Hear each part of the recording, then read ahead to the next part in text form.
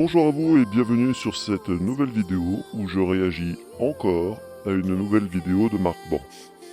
Après avoir publié ma vidéo La Terre plate, la Lune et le grand n'importe quoi, qui montrait à quel point Marc Ban prenait le temps de ne surtout pas vérifier les informations qu'il glanait sur le net, et après avoir enfin pu échanger avec lui pour lui dire que tant qu'il ne vérifierait pas les vidéos qu'il republie, il ne publierait que de la merde recyclée. Celui-ci concluait par un fort peu surprenant qui démontre bien à quel point ce type est prêt à se remettre en question. Et fidèle à son habitude, il nous republie une vieille vidéo qu'il a exhumée de son ancienne chaîne et qui a certainement déjà dû lui valoir une volée de bois vert à l'époque. À moins que... Sacré Marc Ban. Il patauge dans la fange de YouTube et non content de nous resservir une merde d'Ekati, il en rajoute une couche. Je sais, je ne suis pas le premier à réagir à cette énième bouse, mais je ne suis pas non plus sur Facebook. Alors, même si je ne doute pas un instant que Kevin Merida ait déjà évoqué les points sur lesquels je vais m'attarder ici, je vais rajouter ma propre couche argumentative à cette affaire. Alors, analysons l'œuvre de Marc Ban et voyons à quel point le manque de recul lui fait dire d'énormes conneries. Passons sur son intro où il vomit sa haine de la NASA et l'accuse de mensonge, sans apporter la moindre preuve tangible du dit mensonge. De toute façon, quand on est platiste comme Marc Ban, les preuves, ça ne sert à rien. Si ça va dans le sens de la Terre plate, c'est valable, quand bien même ça n'a aucun sens ni aucune cohérence. Si ça prouve le contraire, c'est que ça vient du complot qui ne tient sur aucune preuve, ce qui prouve bien que c'est un complot. Entrons donc dans le vif du sujet. Potters Clay, l'auteur de la vidéo originale, nous montre une photo de satellite de la Terre et il nous dit que la distance entre ces deux points est censée faire 1503 km, ce que je ne remets pas en question. Ensuite, il reporte cette distance sur la Terre, dont le diamètre est de 12 742 km. Et patatras, la taille de la Terre ne correspond pas. La NASA nous ment. Ben non, Potters Clay, tout comme son petit mouton fidèle, ne vérifie rien avant de poster ses vidéos. D'ailleurs, en postant une vidéo par jour, on peut se douter qu'il n'a pas le temps de vérifier quoi que ce soit. Alors, puisque Marc Ban n'a pas voulu réfléchir avant de reposter la merde des autres, tel un petit disciple fidèle, encore une fois, nous allons faire son boulot à sa place. Ici, Potters Clay a la solution du mystère. Mais pourquoi se fatiguer à vérifier puisqu'on vous dit que la NASA vous ment? Mais bon, suivons leurs conseils avisés même si eux sont absolument incapables de le faire. Faisons nos propres recherches. Donc, cette image date de 2012. Alors, après un long et fastidieux travail de recherche, j'ai fini par retrouver l'image originale et le contexte. C'est important le contexte, c'est ce qui nous permet de comprendre l'image et de ne pas nous retrouver comme un couillon à dire des âneries sur internet. Cette image est donc une Blue Marble de la Terre, extraite de l'instrument VIRS, embarqué à bord du dernier satellite d'observation de la Terre de la NASA, Suomi NPP. Cette image composite utilise plusieurs zones de la surface de la Terre prises le 4 janvier 2012. Le satellite NPP a été renommé Suomi NPP le 24 janvier 2012 en l'honneur du regretté Werner E. Suomi de l'Université du Wisconsin. Notez au passage que la NASA ne ment pas.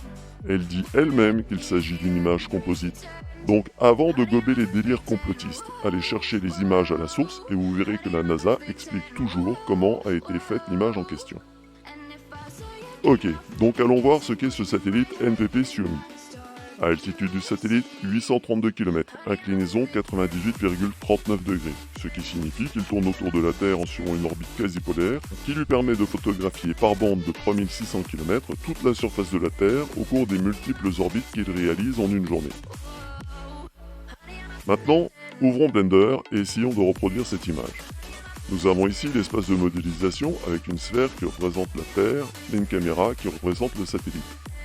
Je ne peux pas rendre une Blue Marble composite de plusieurs bandes, alors pour avoir une image qui ressemble un peu à celle de la NASA, j'ai dû placer ma caméra à environ 1000 km de la surface. Ici, nous avons la focale utilisée pour la caméra, vous verrez plus tard que cette information a son importance. Enfin ici, nous avons une vue caméra en mode rendu. Comparons mon image et celle de la NASA. Ce n'est pas parfaitement semblable, mais on n'en est pas loin. Maintenant, je vais reculer notre satellite pour aller le placer une orbite géostationnaire, comme un satellite météo. Et je vais modifier la focale pour garder notre Terre à peu près à la même taille apparente. Ici, avec l'interface de Blender visible. Là, uniquement le rendu. Bien, maintenant reportons la distance repérée par Potter's Clay sur le diamètre de la Terre. Tada! Démonstration est faite que le manque de recul fait dire d'énormes conneries à nos chers platistes.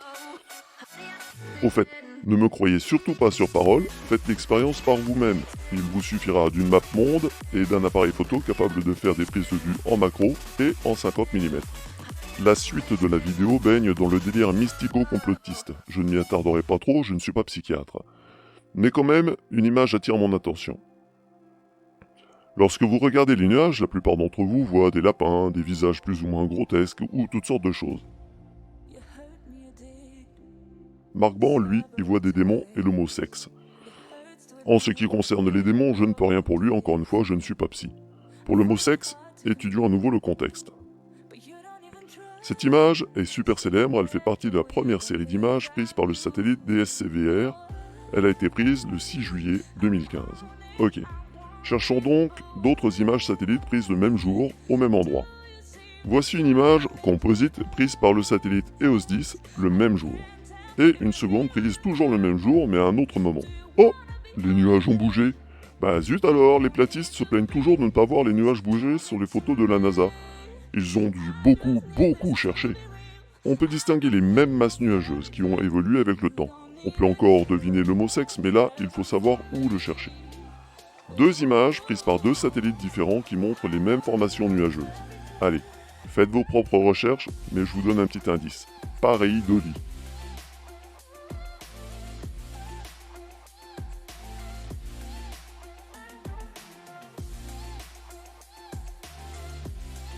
Et n'oubliez pas,